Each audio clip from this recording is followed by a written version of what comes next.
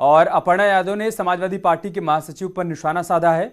अपर्णा ने रामगोपाल यादव पर तंज कसा है। न्याय व्यवस्था सभी के लिए बराबर हो, ये कहा है अपर्णा ने। पत्र में सिर्फ चुनिंदा लोगों के उत्पीड़न की बात कही गई है। योगी सरकार में अपराधियों पर बस एक्शन हो रहा है। रामगोपाल ने सीएम योगी से मुलाकात की थी और उसके बाद अब अपर्णा यादव का शब्दों के जरिए ये तंज आया है रामगोपाल यादव पर।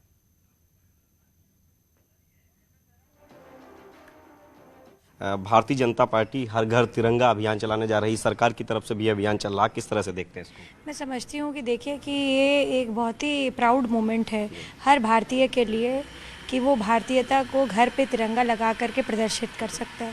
और मैं समझती हूँ कि इसको बहुत पहले से हो जाना चाहिए था, पर हमारे लिए हमारे प्रधानमंत्री जी ने इस भी अभियान को जिस तरह से जग जाहिर करते हुए और सबसे अपील करी है, मैं समझती हूँ कि हमारे यहाँ भारतीय जनता पार्टी के हर कार्यकर्ता ने, मैंने खुद जो है अपने हर सोशल नेटवर्क पे जो है डीपी बनाने का काम किया है और हम बांट भी रहे हैं तिरंगा, सरकार भी बांट रही है तिरंगा। और मैं समझती हूँ कि आम जनमानस में भी लोगों के प्रति एक जो है अवेयरनेस आई है कि अपने घर में तिरंगा लगाएं। If it is India, if you are an Indian, you feel the nationality, then there is a तिरंगा in everybody's house। जी, एक जिस तरीके से रामगोपाल यादव जी की मुलाकात हुई मुख्यमंत्री योगी आदित्यनाथ से, शिवपाल यादव जी ने सवाल उठाया कि समाजवादी पार्टी के दूसरे विधायक हैं, खासकर मुस्लिम विधायक हैं जिनका उत्पीड़न हुआ, उनकी बात कभी नहीं की गई समाजवादी पार्टी की तरफ से। यही सवाल ओम प्रकाश राजभर के भी रहे, क्या कुछ कहेंगे? मैं समझती हूँ देखिए कि मुख्यमंत्री जी से कोई भी व्यक्ति मिल सकता है, क्योंकि आदरणीय परम पूज्य महाराज जी से जो है कोई भी व्यक्ति जा करके मिल सकता है, क्योंकि वो प्रदेश के मुखिया हैं।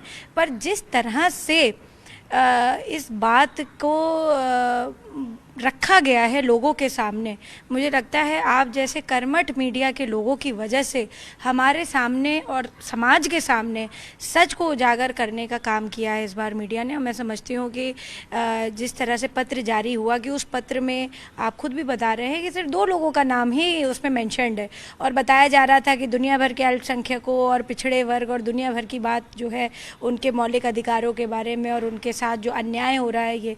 तो मैं बताना चाहती हूँ कि Bharatiya Janata party zero crime policy पे यकीन रखती है, उसके मैनिफेस्टो में भी ये लिखा है।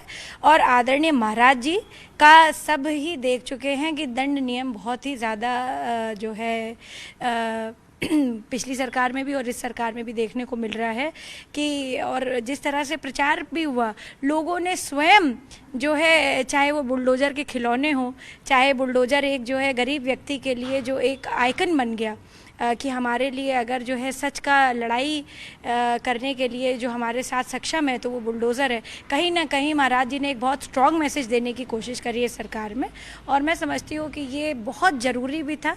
हमारे प्रधानमंत्री जी नरेंद्र मोदी जी भी ये कह रहे हैं कि क्रिमिनल एक्टिविटी कहीं भी टॉलरेट नहीं करी जाएगी। हाँ, जस्टिस की डिलीवरेंस फास्ट हो, क्विक हो, और जो इनोसेंट हो उनको भी छोड़ा जाए।